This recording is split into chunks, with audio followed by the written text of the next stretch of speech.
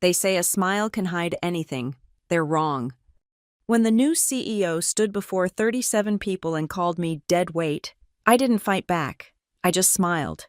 Because I knew something he didn't in his filing cabinet sat a patent draft worth $93 million, and he just shredded it in front of me. I would make him pay. In court. And I did. My name is Alyssa Hartman, and I've spent 11 years building other people's empires. At 36, I commanded the product development division at Northbridge Dynamics, a logistics tech company worth $4 billion. 3 times I'd pulled this company from the brink, negotiated a $220 million acquisition that saved us from bankruptcy, redesigned our core platform when competitors nearly buried us, and personally convinced our biggest client to stay when they had one foot out the door. The morning of my execution started like any other. 9:37 a.m. Conference Room Atlas, the one with floor-to-ceiling windows overlooking downtown Seattle. 37 department heads and senior managers gathered for our quarterly strategy review. I stood at the front, 3 slides into my presentation about our new optimization algorithm when the door slammed open. Landon Pierce walked in like he owned the air we breathed, which, technically, he did. His family controlled 58% of Northbridge, fresh from his MBA at Wharton. Designer suit that cost more than most people's cars. That particular brand of confidence that only comes from never having to earn anything. "Sorry to interrupt," he said, though his smirk suggested otherwise. He'd been interim CEO for exactly 6 weeks, appointed after his father decided the previous CEO wasn't aggressive enough in pursuing an exit strategy. I paused mid-sentence, my laser pointer still highlighting our projected cost savings. "Landon, we're in the middle of—" "I know what you're in the middle of." He walked to the front of the room, actually stepped between me and my presentation. The room went silent. That specific kind of quiet that happens when everyone senses blood in the water. "I've been reviewing our departmental efficiency metrics." My stomach tightened. I'd seen this play before. New executive, needs to mark territory, picks a target, but I'd survived 3 CEOs, 2 hostile takeover attempts, and a board coup. I could handle a privileged 30-year-old playing corporate warrior. "Your department," he continued, turning to face me while addressing the room, "is our biggest expense center, $34 million in annual budget. And what do we have to show for it? Prototypes, concepts, promises." Heat crept up my neck. Behind him, my slides still showed the data: 43% reduction in shipping errors, 22% cost savings, 8 new enterprise clients directly attributed to our innovations. "If you'd let me continue my presentation." "No need." He pulled out his phone, scrolled with theatrical deliberation. "I've made my decision, effective immediately. We're restructuring product development. Alyssa, you've served this company for, 11 years. 11 years, 3 months, and 16 days, I said quietly. "Right. Well, sometimes longevity becomes complacency, dead weight." He let the words hang in the air, made eye contact with several board members who'd flown in for this meeting.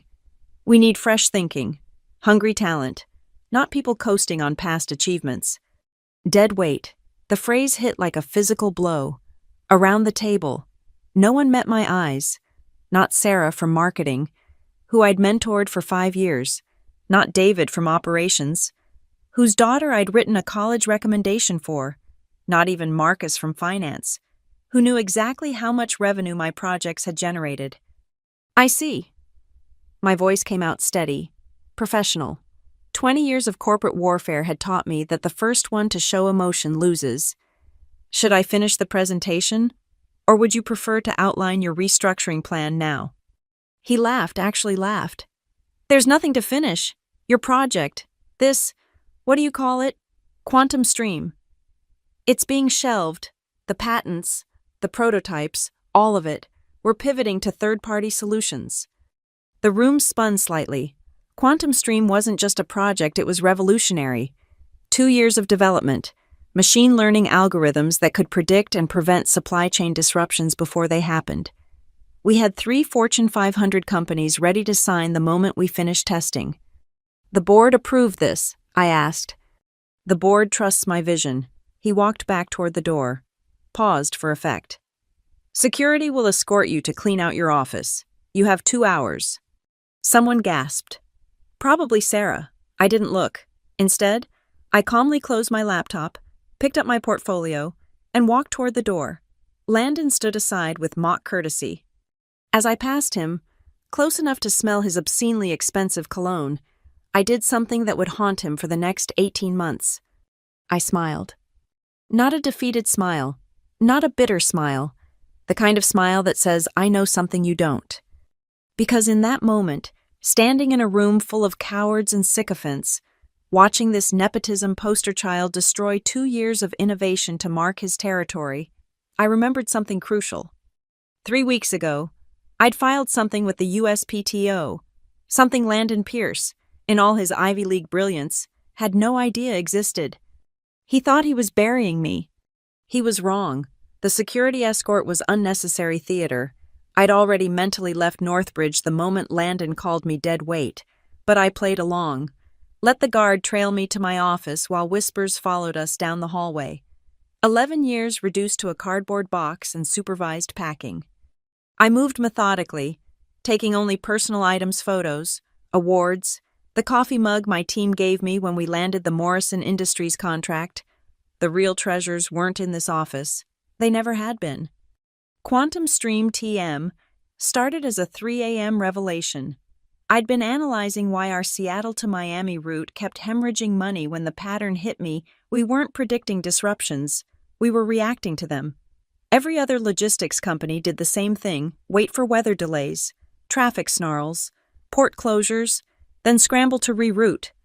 But what if we could see it coming? What if an algorithm could analyze thousands of data points and predict supply chain failures before they happened? For 2 years, I'd poured everything into it. Nights, weekends, holidays. My team thought I was obsessed. They were right.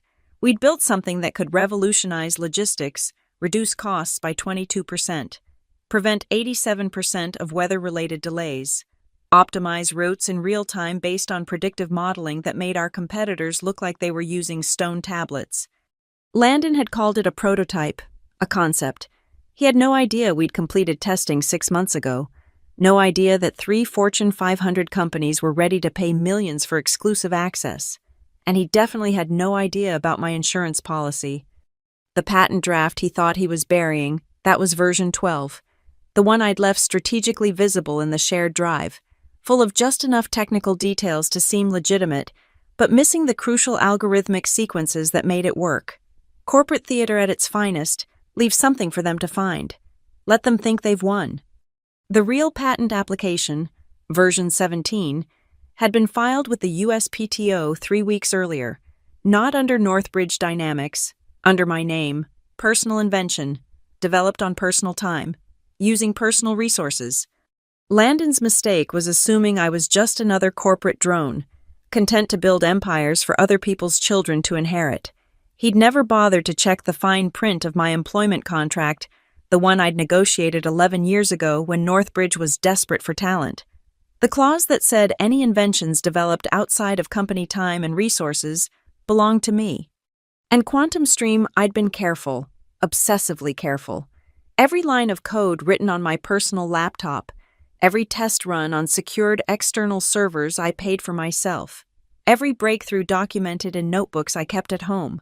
The company resources I'd used were negligible meeting rooms for brainstorming, whiteboards for diagrams, nothing that would hold up in court. But the masterstroke wasn't just the patent, it was what I'd done with it. 6 days before Landon's corporate execution, I'd met with James Morrison, CEO of Omnivex Freight.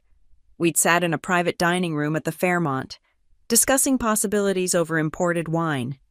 "You're sure Northbridge doesn't own this?" he'd asked, reviewing the technical specifications. "Personal invention," I'd assured him, "and if Northbridge passes on it..." His eyes had lit up.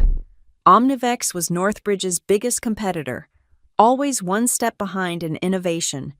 Quantum Stream would change that. More importantly, it would cripple Northbridge's competitive advantage. "If you can deliver this," James had said, "we're prepared to offer $93 million, full rights, plus a 5-year consulting contract for implementation. 93 million. The number had seemed arbitrary until James explained it was exactly what Northbridge had cost them in lost contracts over the past 3 years. I'd told him I needed 2 weeks to formally separate from Northbridge. He'd agreed, with one condition: exclusive negotiating rights. If I left Northbridge, Omnivex got first bid. Now, standing in my empty office with a cardboard box of memories, I pulled out my personal phone. The security guard was checking his watch. Bored, I scrolled to James Morrison's direct line, then paused. Not yet. First, I needed to see what Landon would do next. Whether he'd realize what he'd thrown away, whether anyone at Northbridge would piece together what they'd lost. My computer screen was still logged in, waiting for a T to revoke access. I had maybe 10 minutes, enough time for one last gift. I opened the shared drive, navigated to the Quantum Stream folder. Version 12 sat there, complete with its flawed algorithms and dead-end code. But there was room for one more file. I created a new document, labeled it Quantum Stream Final Notes. Inside, I typed a single paragraph. For 2 years, this project represented the future of Northbridge Dynamics. Today, that future was deemed dead weight. I respect that decision. However, should anyone wish to continue development, please note that the algorithmic sequences in this folder represent preliminary work only. The functional version exists elsewhere. Best of luck with your third-party solutions. A. Hartman. I saved it, closed my laptop, and handed it to the security guard. Let them wonder, let them search, let Landon realize, probably too late, that he just shredded a $93 million lottery ticket. The walk to the elevator felt like a victory march. Every step took me closer to a future where I wasn't building someone else's empire anymore. I was about to build my own. The text arrived at 11:43 p.m., 3 days after my orchestrated exit. Unknown number. 2 words. He's buying votes. I sat up in bed, studying the message. No context, no signature, but someone inside Northbridge wanted me to know about Landon's maneuvering. The question was why. My phone buzzed again. Coffee tomorrow. Pioneer Square, 7 a.m. E. I ran through possibilities, then stopped. Sometimes the best move is to walk into the ambush and see who's holding the gun. Pioneer Square at 7 a.m. meant Victrola coffee, public enough to be safe, private enough for secrets. I arrived at 6:45, claimed a corner table with clear sightlines. Old habits from corporate warfare never let anyone control the terrain. She walked in at exactly 7. Evelyn Pierce, Landon's mother. I'd seen her photos in the Northbridge hallway's former marketing director, part of the company's founding team before marrying into the Pierce dynasty. The divorce 3 years ago had been brutal, covered breathlessly by Seattle business blogs. She'd walked away with money but no stake in the company she'd helped build. Ms. Hartman. She sat down without invitation. Hermes bag placed precisely on the empty chair.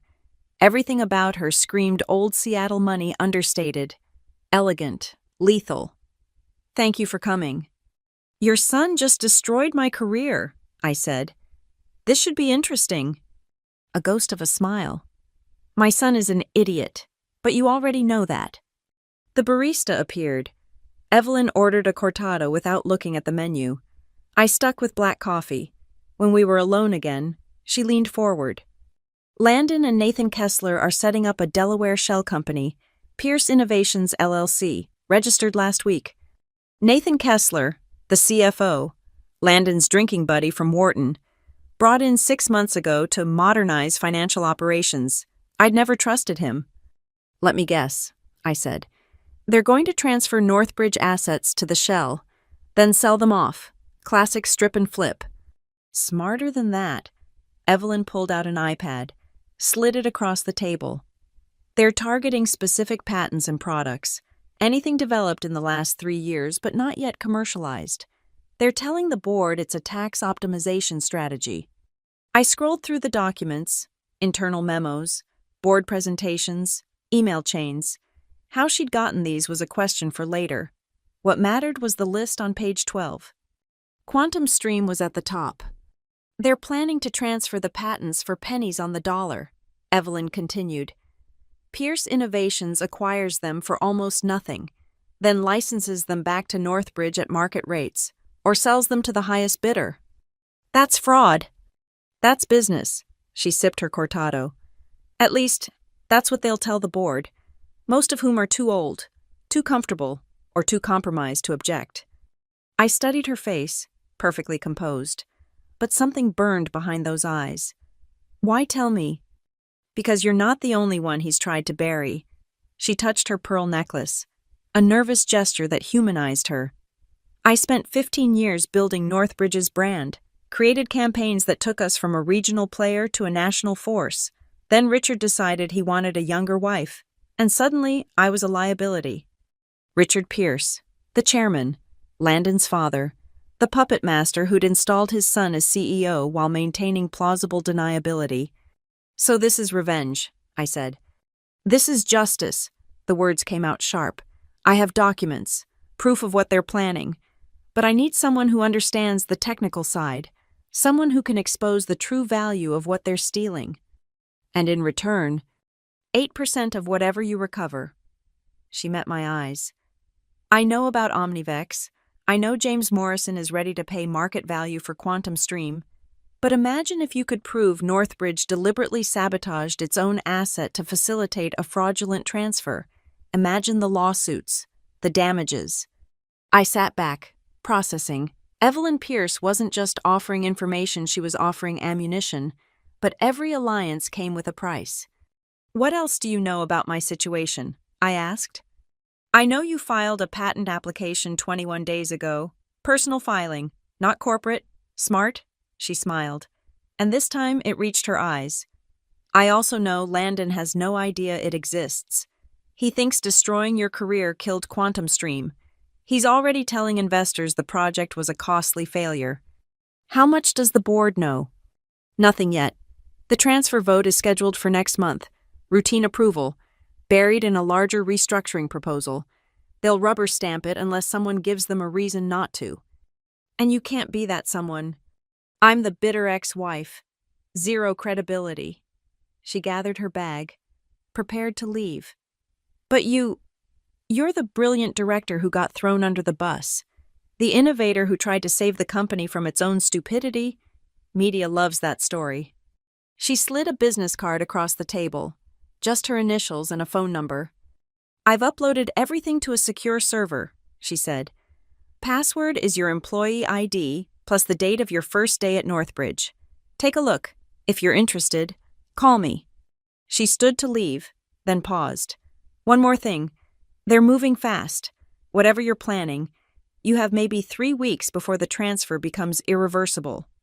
After she left, I sat in the coffee shop for another hour, thinking, Evelyn Pierce wanted revenge on her ex-husband and son. I wanted to protect my life's work and make them pay for trying to destroy me. Our goals aligned, but that didn't make us friends. I opened my laptop, typed in the server credentials. The documents loaded hundreds of them. Emails between Landon and Nathan discussing valuations. Legal memos outlining the Delaware structure. Board presentations that buried the asset transfer in appendix slides. And there, in a draft investor memo, the smoking gun, Quantum Stream IP to be transferred at $50,000 valuation, estimated market value after failed development negligible. $50,000 for something worth $93 million. I closed the laptop and called James Morrison. Alyssa, he answered on the second ring. Please tell me you're ready to talk.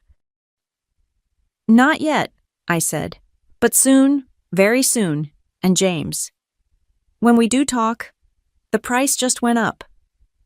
The acquisition started at 2:15 a.m. on a Tuesday, not in a boardroom or lawyer's office, but through a cascade of automated trades executed by algorithms I'd programmed months earlier. By market close, I owned 15% of Northbridge Dynamics through 3 offshore entities, Cascade Ventures, Cyprus, Meridian Holdings, Singapore, and Atlas Investments, Bermuda. Total cost $42 million. Source a combination of my savings, liquidated retirement accounts, and a strategic loan from someone who owed me a favor from the Morrison Industries deal. The kind of favor that came with no questions asked and flexible repayment terms. Landon wouldn't see it coming. The ownership was buried under layers of shell companies, nominee directors, and trust structures that would take forensic accountants weeks to untangle. By then, it would be too late. But equity was just the first move. The real strike came through Omnivex. "You want us to do what?" James Morrison leaned back in his chair, studying me across his executive desk. We were 47 floors up in the Omnivex tower. Seattle spread out below us like a circuit board. "Exclusive distribution agreements," I repeated. "Lock-in contracts with every major shipping company on the West Coast. Promise them preferred rates, guaranteed capacity, priority routing, whatever it takes." "That's aggressive. They're all currently working with Northbridge."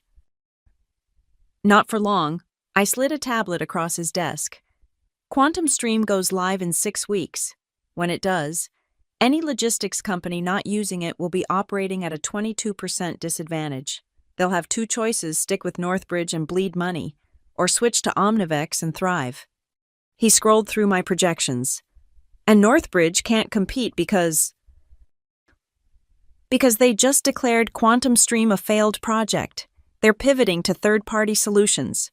Remember, by the time they realize their mistake, you'll have locked in 3-year contracts with every major player.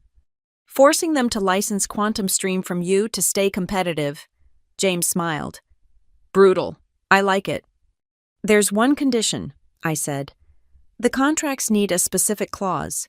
If Northbridge can't deliver comparable optimization technology within 90 days of request, clients can terminate without penalty." "They'll never agree to that." "They already have. Standard language in their current contracts. Nathan Kessler insisted on it 6 months ago to show confidence in their tech capabilities." I pulled up the relevant section. "He never imagined it would be used against them." James whistled low. "You've thought of everything." "Not everything, but close." The next 2 weeks were a blur of lawyers, contracts, and strategic meetings. Omnivex's business development team worked 18-hour days, leveraging every relationship, calling in every favor.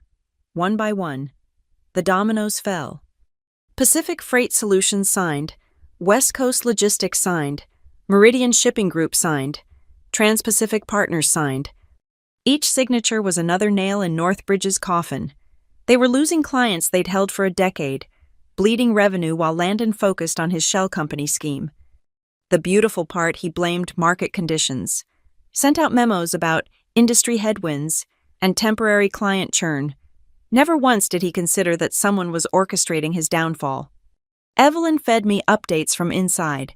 Board members were getting nervous about the client losses, but Landon assured them it was temporary. The asset transfer vote was still on schedule. He was so focused on stealing pennies that he couldn't see millions walking out the door. Then Nathan made his move. The email came through Evelyn's channel. Employment termination final phase, freeze all payments, cancel unvested options, initiate IP claim, make it expensive for her to fight back. They were coming after my money. 14 months of severance, gone. Stock options worth $2 million, canceled. And the cherry on top, a cease and desist letter claiming I'd stolen proprietary information. "They're trying to provoke you," Evelyn warned during our weekly call. "Force you to react emotionally, make a mistake." She was right, but they'd miscalculated. Every attack made my countersuit stronger. Every document they filed created a paper trail of malicious intent. Nathan thought he was boxing me in. He was actually building my case. I responded with surgical precision. My lawyer, Danica Rhodes, filed a single document with the USPTO notice of patent allowance for Quantum Stream TM, listing Alyssa Hartman as sole inventor. The patent was officially mine. Within hours, my phone exploded. Landon, Nathan, Richard Pierce, half the board, everyone calling, texting, threatening. I ignored them all, except one. Marcus Chen from finance. Wait, no Marcus Brennan. He'd always been straight with me. "Alyssa, what the hell is happening?" His voice was strained. Landon's in full panic mode. Says you stole company property. I developed Quantum Stream on my own time, with my own resources, I said calmly. Check the development logs. Check the server records. Check my employment contract. Silence. Then, Jesus, you documented everything. Every keystroke. He's going to war over this. You know that. Rightful legal assault? I'm counting on it. More silence. There's something else. The asset transfer. It's not what they're telling the board. The valuations are criminally low. If someone were to, say, alert the SEC? Interesting theory, I said neutrally. Yeah, theoretical. He paused. Take care, Alyssa, and for what it's worth, give them hell.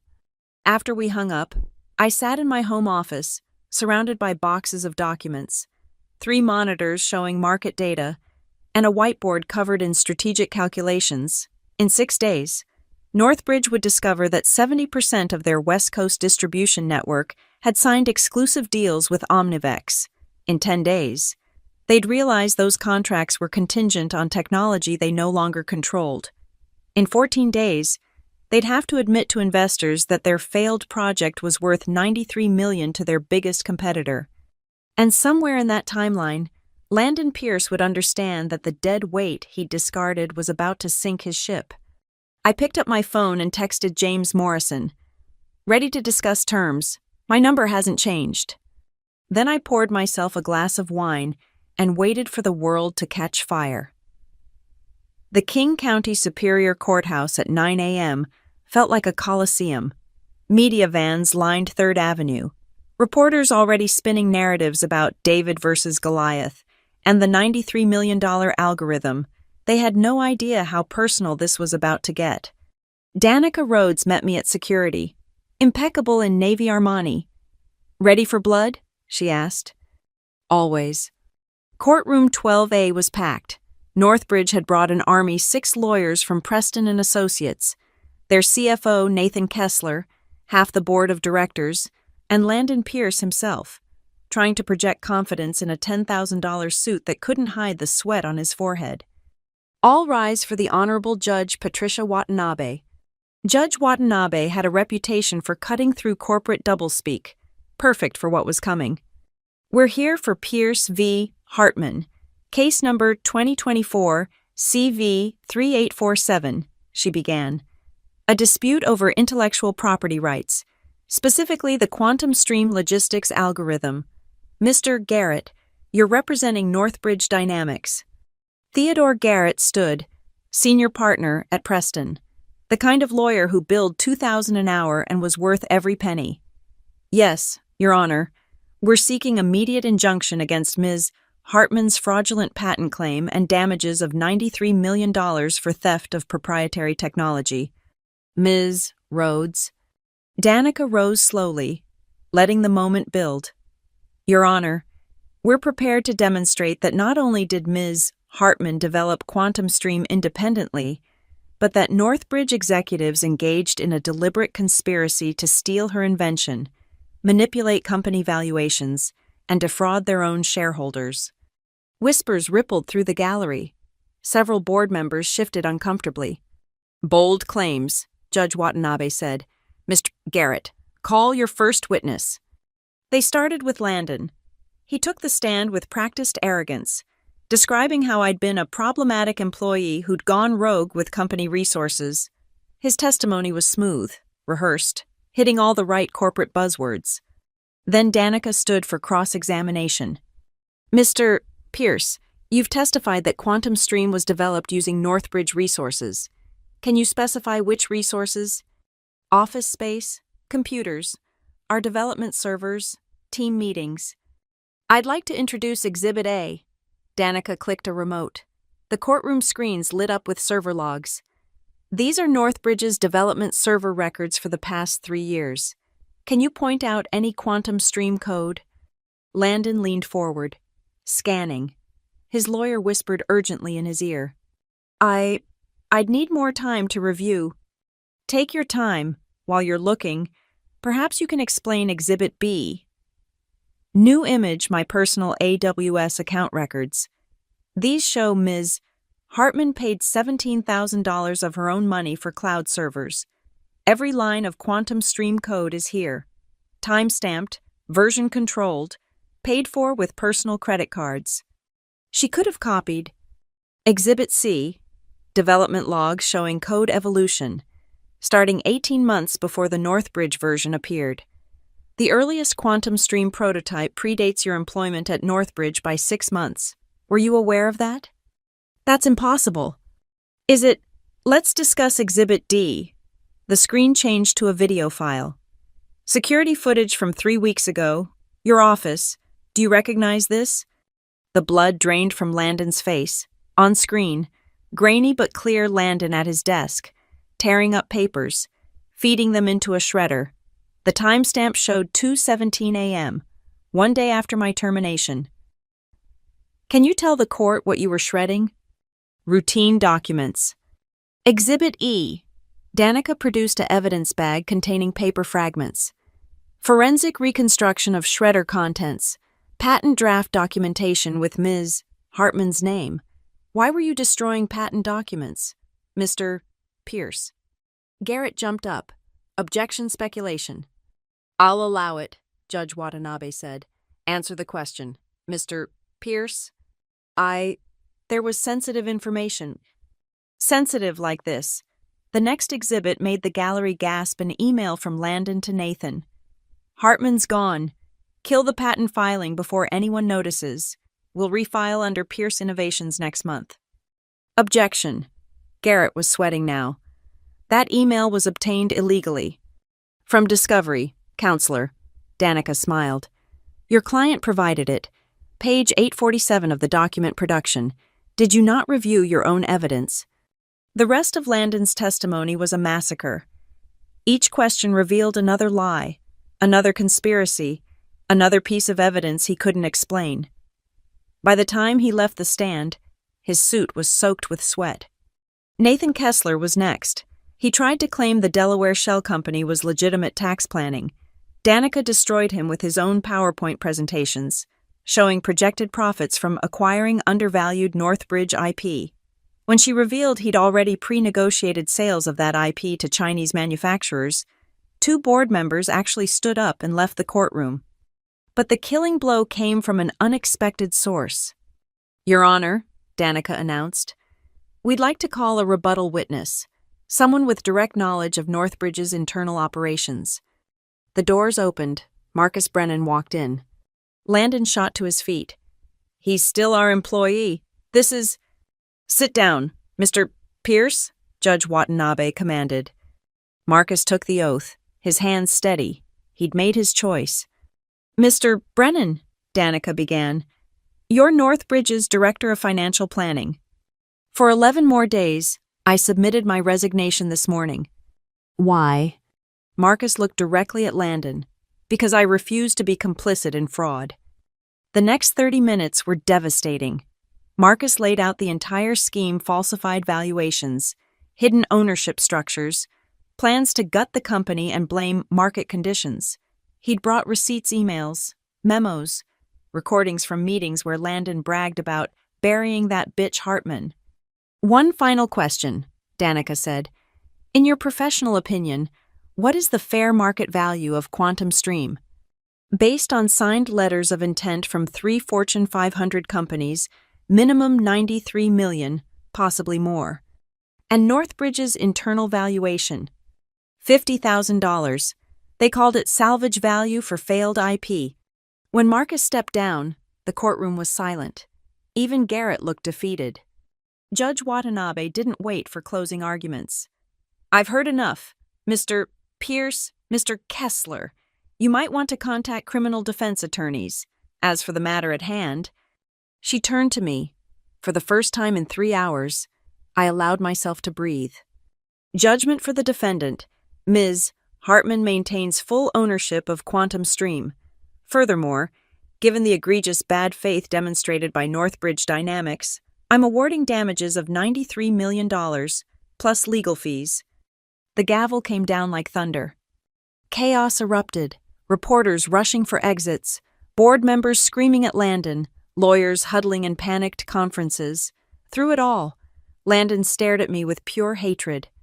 I walked over to him, leaned in close enough that only he could hear. "Dead weight," I whispered. "How's it feel?" Then I walked out of that courtroom like I owned the world.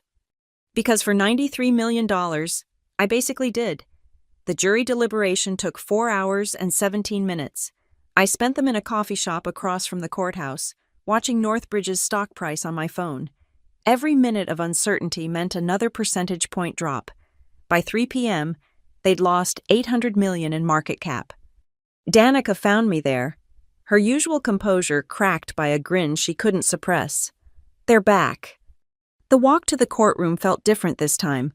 The reporters had multiplied, their questions more desperate. Northbridge's legal team looked like they'd aged a decade in 4 hours. Nathan Kessler was nowhere to be seen, fled the building, according to the bailiff. "Has the jury reached a verdict?" Judge Watanabe asked. "We have, Your Honor." The foreman stood, a middle-aged engineer who'd nodded along during every technical explanation. He understood what quantum stream meant, what it could do, what it was worth. In the matter of Pierce versus Hartman, regarding the ownership of quantum stream intellectual property, we find in favor of the defendant, Alyssa Hartman. First victory, but everyone waited for the real verdict. In the matter of damages sought by Northbridge Dynamics, we find no merit. Furthermore, in the countersuit filed by Ms. Hartman for theft of intellectual property, conspiracy to defraud, and malicious prosecution. The foreman paused. In that silence, I watched Landon's face cycle through denial, anger, and finally, fear. We find in favor of Ms. Hartman and award damages in the amount of $93 million. The courtroom erupted. Judge Watanabe gavelled for order, but the damage was done. Board members were on their phones, probably calling emergency meetings. Reporters typed frantically. Landon sat frozen, staring at nothing. Additionally, the foreman continued, and the room quieted again. We find evidence of deliberate fraud sufficient to recommend criminal investigation. That's when Landon broke. "This is impossible." He shot to his feet, pointing at me. "She manipulated everything. The evidence was planted. My father will—" "Mr. Pierce," Judge Watanabe's voice cut like ice. "You're in contempt, bailiff." They dragged him out, still screaming about conspiracies and his father's influence. The last thing I saw was his designer suit jacket catching on the courtroom door, tearing at the shoulder seam. Even his clothes were falling apart. Theodore Garrett approached the bench. "Your Honor, we'll naturally be filing an appeal." "You can try," Judge Watanabe said, "but given the evidence presented, I'm requiring Northbridge to post a supersedeas bond for the full judgment amount plus interest, $93 million, due within 10 days, or Ms. Hartman can begin collecting immediately." Garrett's face went ashen. Northbridge's cash reserves were public knowledge. They had maybe $40 million liquid. They'd need to liquidate assets or secure emergency funding just to maintain the right to appeal. "Your Honor." Danica stood. "Given Northbridge's recent client losses and questionable financial practices revealed during trial, we request the bond be paid within 72 hours. Granted?" Another hammer blow. 72 hours to find $93 million while their stock crashed and clients fled. It was checkmate in 3 moves. Outside the courthouse, Danica and I pushed through the media scrum to a waiting town car. Only when we were moving did she let out a whoop of triumph. "Did you see Garrett's face when Marcus authenticated those recordings? I thought he was going to faint." I smiled, but my mind was already 3 steps ahead. "What's Northbridge trading at?" She checked her phone. $17, down from 31 this morning. "Perfect. Start buying at 15. "You're serious. You want to own more of the company that just tried to destroy you." "I don't want to own it," I said. "I want to gut it. Sell off the profitable divisions, liquidate the assets, redistribute everything of value, let the Pierces keep their name on an empty shell." Danica studied me. "That's cold. That's justice." My phone buzzed. Evelyn Pierce. "Congratulations. Drinks at Canlis. 8 p.m. We should discuss my 8%. I texted back, Make it 10%. You earned it. The next message was from James Morrison. Saw the news. Offer stands at $93 million for Quantum Stream, plus that consulting deal, but something tells me your price just went up. He was right. Everything had changed in that courtroom. I wasn't just selling an algorithm anymore. I was selling the future of logistics, proven in court, validated by jury verdict, worth every penny of that $93 million judgment. But first, I had 3 days to watch Northbridge scramble for money they didn't have. 3 days to field calls from their panicking board members. 3 days to decide exactly how I wanted to reshape an industry. The town car pulled up to my attorney's office. There would be paperwork, strategy sessions, calls with financial advisors, the boring mechanics of victory. But for just a moment, sitting in that leather seat with Seattle rain starting to fall, I allowed myself to remember Landon's words from that conference room. Dead weight. The phrase that started everything. My phone lit up with another text. Marcus Brennan. Just saw security escort Landon out the back. He was crying. Thought you should know. I deleted the message without responding. I'd gotten what I came for: justice, vindication, $93 million. The tears of the man who'd tried to bury me. Those were just a bonus. The collapse took 72 hours. Hour 1. Northbridge's emergency board meeting leaked to the press. Pierce Dynamics in freefall dominated every business headline. Stock touched $12 in after-hours trading. Hour 12. 3 institutional investors announced they were liquidating positions. CalPERS Owen dumped 40 million shares. When markets opened, Northbridge hit single digits for the first time in its history. Hour 24. Nathan Kessler was arrested at SeaTac Airport, trying to board a flight to Costa Rica. Federal agents found $2 million in cryptocurrency transfers and a freshly issued passport under a different name. The footage of him in handcuffs led every evening newscast. Hour 36. The first resignation letters hit. 7 board members, citing irreconcilable differences with leadership. Richard Pierce tried to hold an all-hands meeting. Fewer than 100 employees showed up to Northbridge's 1,000-person auditorium. Hour 48, Omnivex announced its acquisition of Quantum Stream technology for an undisclosed sum. James Morrison personally held the press conference, demonstrating how the algorithm would revolutionize their operations. Northbridge's remaining clients started calling their contracts 90-day termination clauses. Hour 60.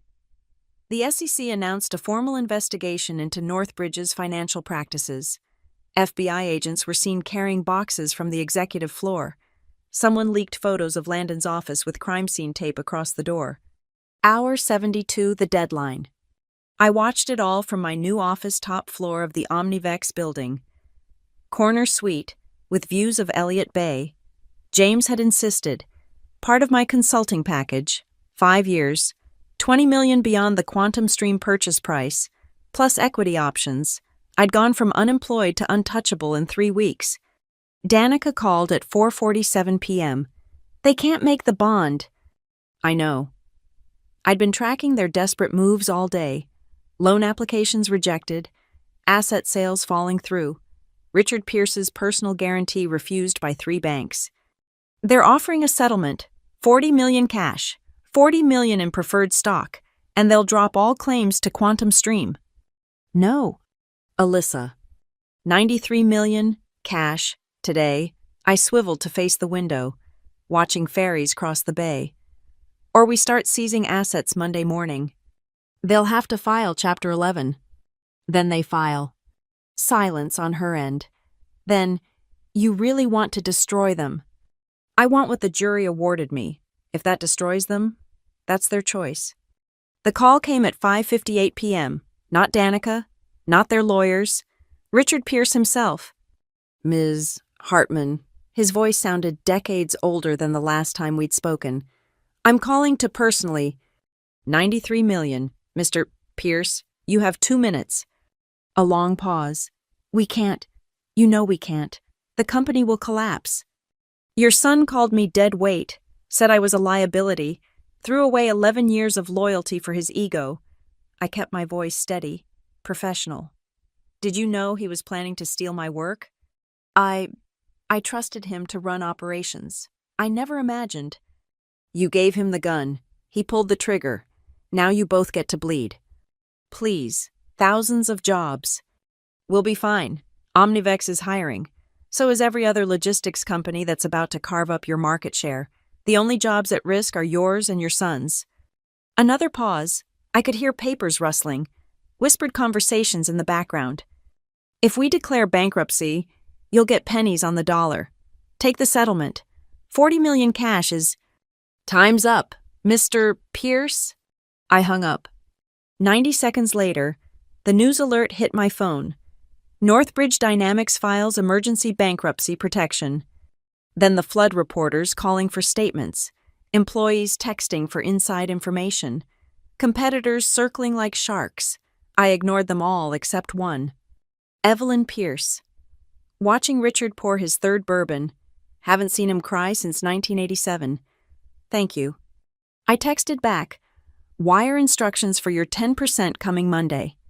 The sun was setting over Puget Sound, painting the sky in shades of amber and gold. Somewhere in the city below, Landon Pierce was facing federal charges. His father was watching an empire crumble, and thousands of people were updating their resumes. And me, I opened my laptop and pulled up Quantum Stream's code, not the version Northbridge knew about, version 23, the one that would make the $93 million algorithm look like a rough draft. My phone buzzed. Marcus Brennan. Just accepted offer at Morrison Logistics. Here they have revolutionary new tech coming. Thanks for the recommendation. Then Sarah Kim from marketing.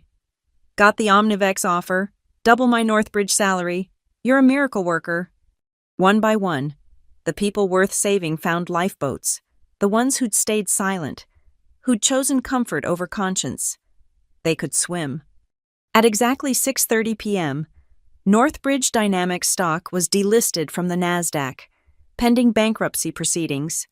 43 years of business, $4 billion in peak valuation, 11 years of my life reduced to a ticker symbol that no longer existed.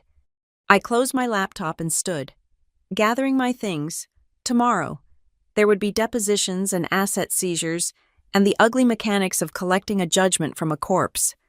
But tonight I had dinner reservations at Canlis with Evelyn Pierce, two women who'd brought down an empire, toasting with champagne that cost more than most people's car payments.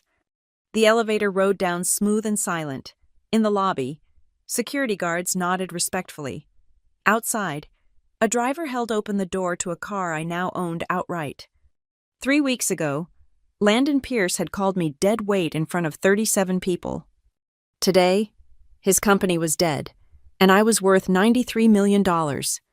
Funny how that worked out. I stood on the 45th floor of the Omnivex building. Seattle spread below me like a conquered kingdom. 6 months had passed since Northbridge collapsed. The bankruptcy proceedings were final. The Pierce family name, once synonymous with Pacific Northwest business royalty, now appeared only in cautionary tales about corporate hubris. The morning light caught the Space Needle, the harbor, the endless movement of a city that never stopped building. My reflection in the window showed someone I barely recognized, sharper, harder, refined by fire. Ms. Hartman, my assistant's voice through the intercom. Your 9 a.m. is here. Send them in. The door opened. I didn't turn around. I already knew who it was. Alyssa, Richard Pierce's voice, broken down to its foundation. The man who once commanded boardrooms now sounded like he was asking permission to breathe. Richard, I finally turned.